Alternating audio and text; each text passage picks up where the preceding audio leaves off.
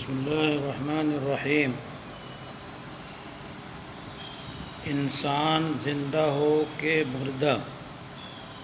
جب زندہ ہوتا ہے تو اس کا عمل اس کے کام آتا ہے، جب مر جاتا ہے تو زندگی میں کچھ کام ایسے ہیں جو اگر کر کے گیا تو وہ اس کے کام آخرت میں آتے ہیں۔ جیسے رسول اللہ صلی اللہ علیہ وسلم نے فرمایا کہ انسان کے مرنے کے بعد اس کا عمل منقطع ہو جاتا ہے سوائے صدقہ جاریہ کے، تو جو صدقہ جاریہ ہے اس کا اجر اسے ملتا رہتا ہے۔ یا آپ نے فرمایا ولد صالح یدعو لہ، نیک اولاد جو اس کے لیے دعا کرے تو بھی مرنے کے بعد یہ عمل اس کے کام ہے۔ اسی طرح علم ینتفع بہ،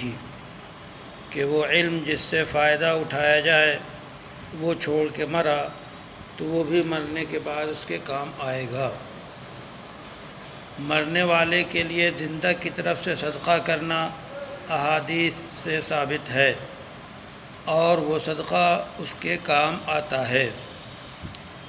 قربانی کے دنوں میں مرنے والے کی طرف سے قربانی کرنا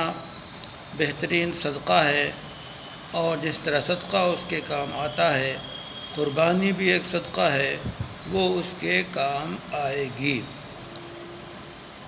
حضور اکرم صلی اللہ علیہ وسلم کی طرف سے کسی امتی کا قربانی کرنا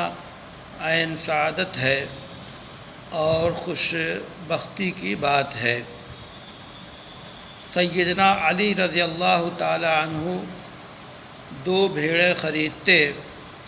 ایک اپنی طرف سے قربانی کرتے اور ایک رسول اللہ صلی اللہ علیہ وسلم کی طرف سے فرماتے، اور وہ کہتے کہ آپ صلی اللہ علیہ وسلم نے مجھے اس کی سخت تاکید کی ہے، جس سے پتہ چلتا ہے کہ مرحومین کے لیے قربانی کرنا کار خیر ہے اور ان کے لیے ثواب ان کو پہنچتا ہے۔ سنن ابو داؤد میں یہ حدیث نقل کی گئی ہے کہ حضرت علی کہتے کہ رسول اللہ صلی اللہ علیہ وسلم نے ہمیں تاکید فرمائی کہ ہم قربانی کریں آپ کی طرف سے، تو وہ 2 بھیڑ خریدتے اور ایک اپنی طرف سے اور ایک رسول اللہ صلی اللہ علیہ وسلم کی طرف سے کرتے۔ اور جہاں تک مسئلہ ہے ائمہ کرام کی رائے کا، تو امام ابو حنیفہ، امام مالک، امام احمد ابن حنبل اس کے قائل ہیں کہ مرحومین کی طرف سے قربانی صدقہ ہے، کار خیر ہے اور کی جاتی ہے۔ اس لیے خود حضور اکرم صلی اللہ علیہ وسلم کی طرف سے کوئی امتی قربانی کرے تو اس کے لیے سعادت کی بات ہے۔ اسی طرح مرحومین کے لیے، اپنے آباء و اجداد کے لیے، اپنے دوست اقارب کے لیے قربانی کرے تو یہ قربانی عند اللہ مقبول ہوگی۔ اس لیے مرحومین کی طرف سے قربانی کرنے کا رواج امت میں رہا ہے اور ہے، اور اس سلسلے میں احادیث موجود ہیں، بلکہ کسی صحابی یا تابعی کا ایسا قول نقل نہیں کیا جا سکتا یا کوئی حدیث ایسی نقل نہیں کی جا سکتی جس میں مرحومین کی طرف سے قربانی نہ کرنے کی بات کی گئی ہو۔ البتہ مرحومین کی طرف سے قربانی کی ایک صورت تو یہ ہے کہ مرنے والا مرنے سے پہلے وصیت کر کے جائے کہ میرے مال میں سے میرے لیے قربانی کر دینا،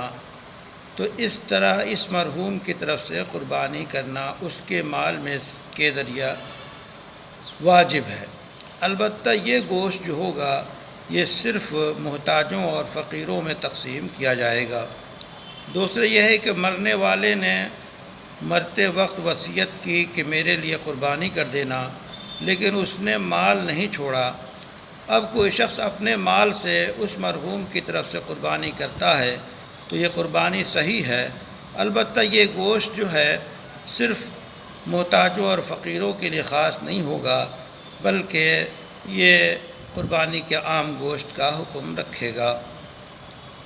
تیسری قربانی یہ ہے مرحومین کی طرف سے